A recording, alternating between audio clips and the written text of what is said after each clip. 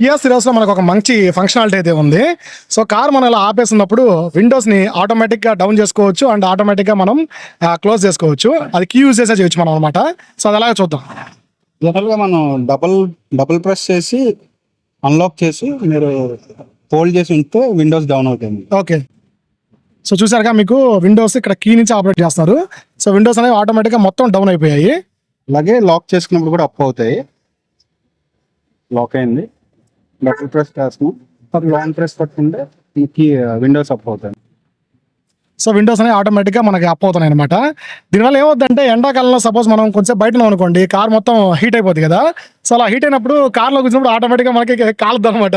So అలా కాలకుండా ఉండడానికి బయట నుంచే మనం దీన్ని ఆపరేట్ చేసుకోవచ్చు.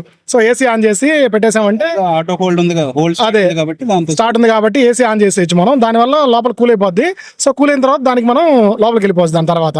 సో కొంతమంది అనుకోవచ్చు ఇలా ఓపెన్ చేసి దూరం నుంచి ఓపెన్ చేస్తే ఎలా లోపల పెట్టుంటే దొంగతనాలు చేయొచ్చు కదా అని. సో దూరం నుంచి కాదు, దగ్గరికి వచ్చిన తర్వాత ఈ ఫీచర్ అనేది మనకు బాగా యూజ్ అవుద్ది.